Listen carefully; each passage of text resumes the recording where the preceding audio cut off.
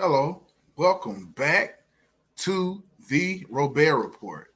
It's been a couple of days, couple of weeks since I talked to this audience, this illustrious audience, but I'm so happy to be back with you all. And today we are talking about Montgomery College and their child development program. I myself am a product of Montgomery College. I keep calling it Montgomery County Community College because everybody just calls it Montgomery County. So I keep adding in that part about Montgomery County Community College, but it's really Montgomery College. They have multiple locations here in the county of Montgomery County, Maryland, and I had an excellent time taking part in some of their programs. But first things first, do a little housekeeping. I want to welcome you all to the Robaer Report as a part of Black USA News. We are broadcasting live here on YouTube and Facebook on Black USA News. We're also hosting live on the Dunning Glover channel on Facebook, as well as the newly created the Robaer Report here on YouTube. So, with that being said, today is August 15th, 2022, and you're here at 8 o'clock, of course, here with Robaer, the host of the Robaer Report. Thank you for your time. So, I'm back here talking about the early childhood education programs at Montgomery College. Personally, I live in Montgomery County, Maryland, and the school that I attended, which was virtual actually last year because it was during the second year of the pandemic, 2021, and I decided to take some courses as I was offered a couple of $1,000s by a fatherhood initiative that is located, headquartered in Montgomery County. It's a National Fatherhood Initiative, NFI. I had an excellent time taking part in some manhood training, not manhood training, that's another organization, fatherhood training. And upon completion of a 3-week online program, they awarded us, I think I was awarded a little bit more, but they awarded us $2,500, I believe, in total. So if anybody's interested in learning more about the National Fatherhood Initiative, and you're watching this broadcast either today or you're watching it sometime in the future, reach out to me and I can definitely connect you with the program coordinators. As part of that program, I became a National Fatherhood Initiative. Well, it's not a coach. I was about to say coach. Sorry about that. If you are listening to it, I did not mean to say coach. But I became an integral part of the community, and where I was given privilege to go out and talk to fathers, and they would host seminars, and I would get on and talk to fathers, as I am a father of a 3-year-old daughter. Shout out to Olivia. Don't get enough of saying your name. And so during these, I decided to use these funds to take courses at Montgomery College, and I took a bevy of courses. A lot of them centered on early childhood education programs. And in these courses, maybe I'm looking to my left right now because I have some of my certificates. See, Robaer Washington, I could have forged this, but I got the MC at the top, so I don't think I forged it too much. But during these courses, I believe, yes, in every course, it had to be about 7 or 8. I was actually the only male. I was the only black male, and I could have been any type of male in these courses. Some of the students would look up and say, "There's a guy here." Some of the teachers would look up, although they weren't saying it out of anything preferential towards females. It was just something different that they had seen a guy taking a course in early childhood education. And after taking this course, I found out that in that field, particularly during the height of the pandemic. Uh, and for those, shout out to those who have recovered from the effects of the pandemic physically in this particular instance, and for those who have succumbed to the virus due to however it took took some people's lives. Just to be frank about it, want to send my condolences to those families. I have had family members to catch the virus. One or so has passed away, and I think about that often as we're in this world. So, just want to discuss that real quick. But at Montgomery College, I'll just show this. This is one of the certificates that I was able to accomplish. I believe this was like a 1-day course using books to support pre-literacy skills and language development. Was in this course. It was about 3 hours long. This one was, I believe, was actually over Zoom. They sent us a couple of books, about 3 or 4 books in the mail after completing this course, as we were certified to talk about using books to support pre-literacy skills. I always knew that was important. My family members would read to me as a kid, spurred me along so much that at about the age of 8 or 9, I was I'm from Mississippi, of course. For those who didn't know, I was walking to the library, coming back home, and with 15, 20 books, dragging them down the street in my hand, dropping books. And I had me a library card. I was so excited that I had a library card and I could actually do stuff. And I learned at a very early age to read. So there was no limit to the amount of books that I can get from the library. And even to this day, when I go to the library, I'm lost. I'm lost in my own thoughts, and that I can get as many books as I won't say as many books as I like, but they allow you to pick up a certain amount of books as deemed appropriate by the library authorities. 15, 20 books. That's a pretty good number of books to be walking down the street with as a child. But I enjoyed myself and reading, getting lost in my thoughts as a child. And that spurred me along as an adult. As I'm looking to the side, so I'm not paying attention to my audience, I'm looking at these certificates. So I definitely enjoyed going to the library as a child, and I thought that class was important because it is vital to read to your children.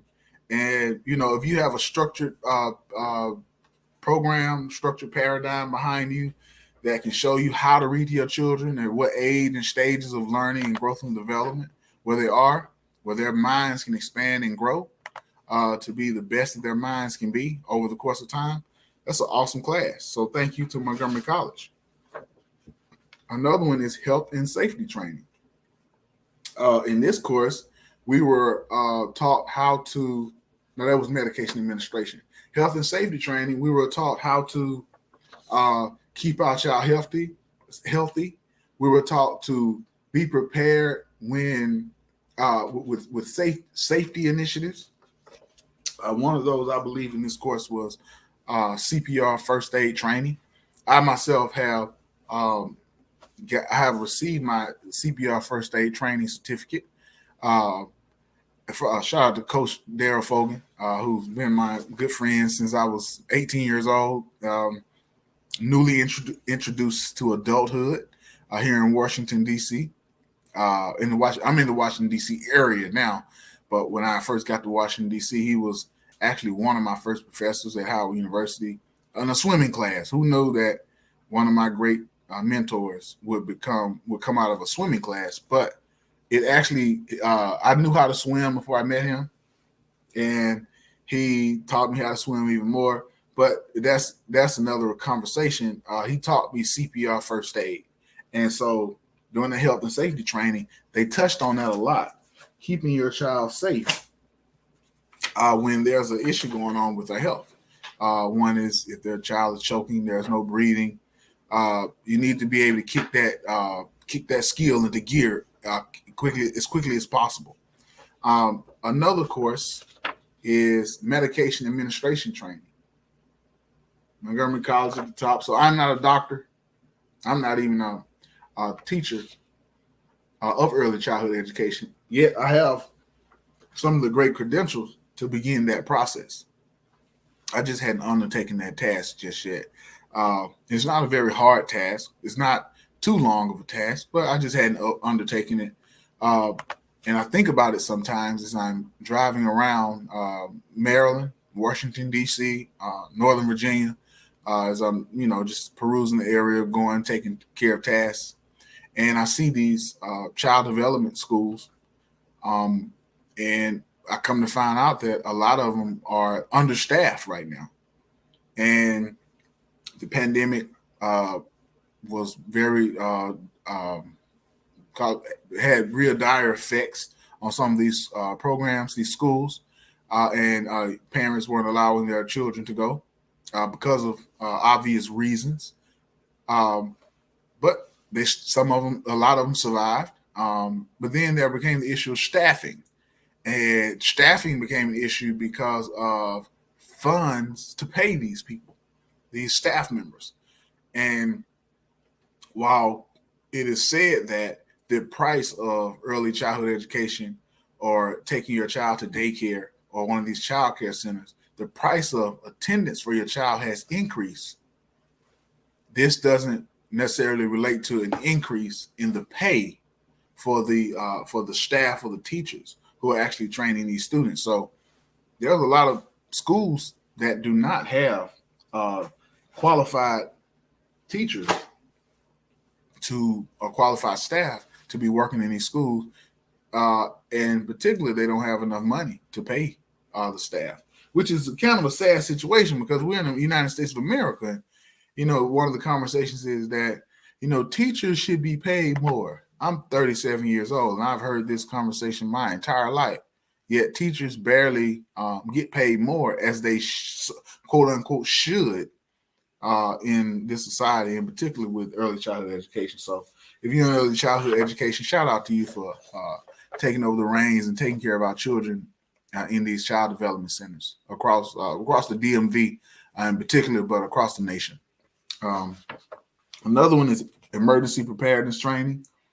This one was fun because we were able to develop an emergency preparedness program for our children, and it's really uh, for schools or early childhood education centers to have on deck if something is to take place in their program, so that parents, school officials, children, and the teachers in the classroom will know what measures or what protocols to put in place if there's an issue that requires that emergency evacuation take place.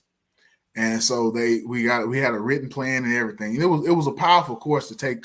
I believe that course was 2 days, but it was a powerful course, and I really respect the professor in that program because she did put a lot of thought and energy into making sure that we understood how important it was to be prepared in an emergency, which you would think that most of us already know, but it's good to just have in this society, have a certificate behind you, have some documentation to show when if there's an issue, say, hey, this was my plan. And so the appropriate authorities will have access to some documents that you weren't just operating by your seat of your pants when it came to emergency preparedness with these children. The next one is multiculturalism in ECE, or early childhood education settings. Multiculturalism in early childhood education settings. This was important because I live in a county where there's a large Latino population, a large African diaspora population, a large white population, a large Black African American population, and there's a milieu in these schools, a mixture of students that are in these classes speaking various languages, come from different backgrounds, different food that they eat at home, different dialects, different skin tones, different hair textures, different religious statuses, different belief systems. And our professors wanted us to understand that in these environments that these children are coming from, they're all settling into an environment in the schools where it is best that the teachers are familiar with what's taking place in, on a broad level in the homes, so that they can teach, be more prepared to teach the youth in these courses, in their schools, so that nobody will feel, so that no one can say that my child was left out or my child didn't get appropriate training in your specific class, to said teacher, to whatever teacher that is. Another one that I have is building partnerships with families. Great course. In building partnerships with families. The professor, she wanted us to understand that it does, and this is a cliche, but it takes a village to raise a child. And so the teacher and the school administration needed to be understanding of familiar needs with regard to the child. And it also held the family parents responsible to understanding of the needs of the teachers and the school administrators in which they're sending their children to those schools. And so we got a chance to understand some practices, some exercises from our perspective, mainly as teachers. And I'm not a teacher, but we were learning from the teacher's perspective. But as a parent, I was looking at it from both sides. How do I look at it from a teacher looking towards a parent? How do I look at it from a parent's perspective, looking at the teacher? And this was a pretty good exercise in this course, because it taught us that it's going to take there's a term called panacea, looking at the whole child. Panacea I learned this term, social panacea, in another school that I used to work with years ago. But we're looking at the whole child development, and needing the family, their community, and the schools to raise up the child. So that was important for that course. One of the last certificates I can find, because I believe I got more certificates around here, but I can only find these few. Communication skills for child care professionals. And this was important because, as I mentioned earlier, that there are multiple people come from different backgrounds specifically in the county where I live. A lot of Central America, a lot of let us say Latin American diaspora, a lot of African diaspora, people who in this county, a lot of whites and blacks who are natives to America, and they converge on this classroom. And the kids, they need to understand what's going on. 1 second. And the kids need to understand what's going on. And so if the children are to learn what's going on, they need to be communicated to appropriately.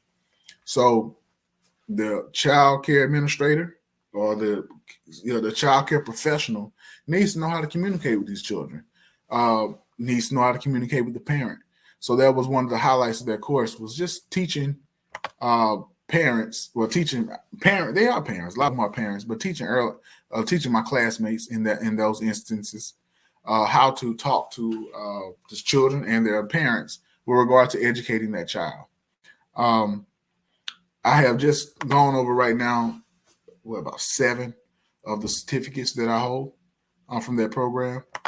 And right now, I want to share my screen and show you the early childhood education program at Montgomery College. So here we're on this site.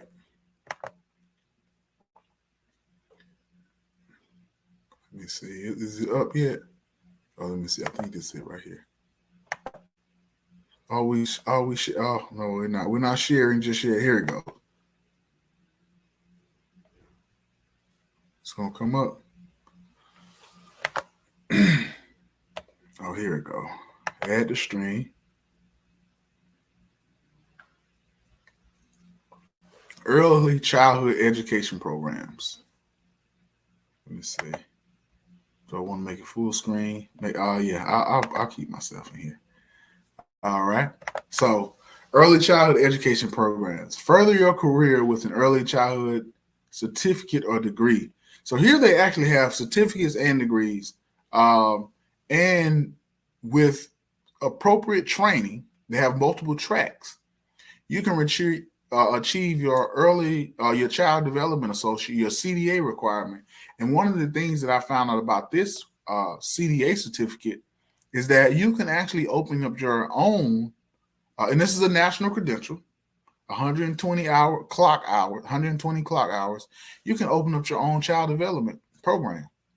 And I thought that was pretty spectacular that with just a few hours, a person can go from, some people have these daycares in their home and they're not licensed or certified.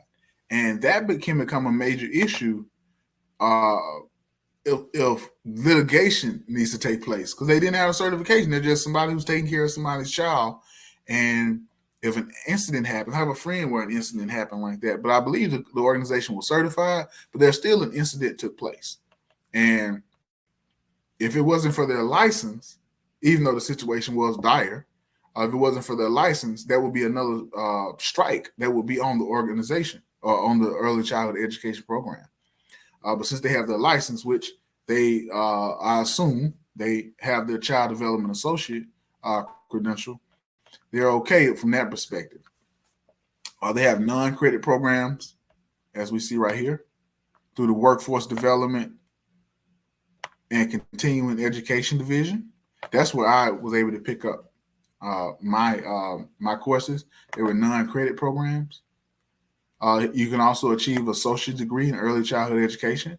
So some people may want to go into a teaching track, but they may need to. They may feel, or there may be a requirement that they go to go through an associate's program. Well, Montgomery College offers that associate's program for people who are interested in early childhood education. And then there's the early childhood education certificate, 1-year certificate, very vital. Again, I mean, it's a little bit less strenuous it's more strenuous than the non-credit programs right here, but it's less strenuous than the associate's degree in early childhood education. The coordinator for this program is Dr. Sonia, I hope I'm pronouncing this right, Pruneda Hernandez. If anybody needs to reach out to Dr. Pruneda Hernandez, her number is 240-762-0154. Now, Dr. Sonia Pruneda Hernandez and I have not talked. I don't know if I remember this person. I remember a couple of other teachers, but not this one in particular. But I want to give her information out just in case anyone watching this program, this broadcast of the Robaer Report, and they are interested in learning more about early childhood education programs in the state of Maryland. Right now, school is about to start. I'm sure that Montgomery College is still accepting students. I received an email a few days ago about this program. So I'm sure that they are still accepting applicants, possibly by way of scholarship as well.